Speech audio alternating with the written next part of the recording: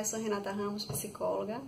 Hoje eu estou aqui para falar um pouquinho com vocês sobre como é que eu posso ajudar alguém que está sofrendo com algum tipo de crise mental, né? Antes de tudo, é importante que a gente entenda o que é que significa alguém passar por um momento de crise mental, né? E é interessante porque cada pessoa ela vai se colocar de um modo diferente quando está no momento de crise mental. Mas o que a gente pode perceber em comum é que há um sofrimento, a pessoa que está no momento de crise está sofrendo e também está com uma grande dificuldade de se autocontrolar, né? É de um descontrole em que a pessoa não consegue se organizar, não é? E aí tem a ver com a personalidade de cada um. Há pessoas que, por exemplo, são muito falantes, são muito agitadas, e aí quando estão passando por algum momento de crise, se fecham, ficam mais quietinhas. Outras pessoas é o contrário, são pessoas que normalmente são muito caladas, muito quietas, e aí quando passam por um momento de crise, passam a se colocar muito mais, a ficar muito mais agitadas, muito mais falantes, e entre outros sintomas. Então, de toda forma, é interessante que a gente conheça a pessoa. Como é que a pessoa se comporta normalmente, como é que ela se coloca no mundo, nas relações normalmente. Porque a crise, ela faz com que a pessoa se desorganize e que a pessoa deixe de ser basicamente quem ela costuma ser. Então é muito importante que a gente conheça essa pessoa, para depois a gente começar a pensar, será que fulano está bem? Fulano não costuma ser assim, agir assim, pode ser que ele não esteja bem.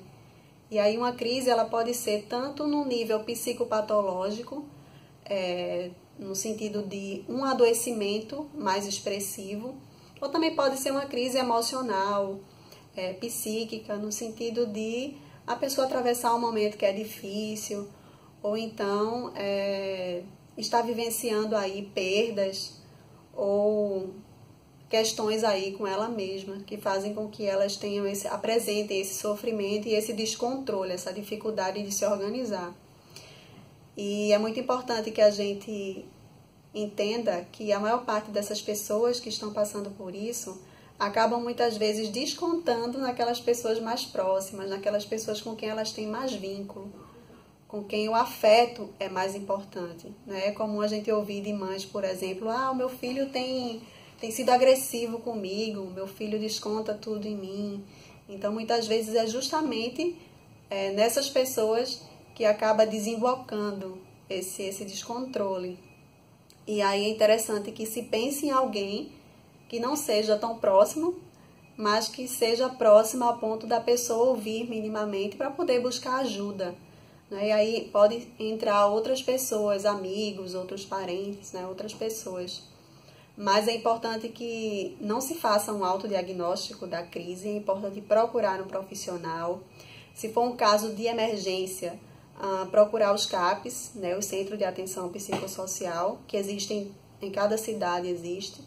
Então é muito importante que esses serviços emergenciais sejam buscados, bem como orientação profissional, né? É muito delicado fazer autodiagnóstico nessas situações e muito perigoso também, tá bom? E ter muito cuidado também com as questões de autoajuda, generalizações, o que serve para um serve para todo mundo, o remédio que um toma eu dou para o outro, sem prescrição médica, o que um faz o outro também pode fazer.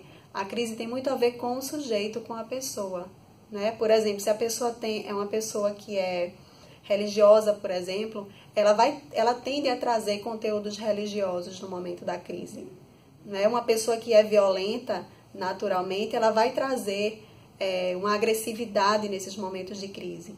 Então, cada pessoa tem uma maneira de se apresentar e cada pessoa também deve ser olhada de uma maneira diferente, tá bom? E na dúvida, busque orientação. Espero que tenha ajudado, é isso, obrigada.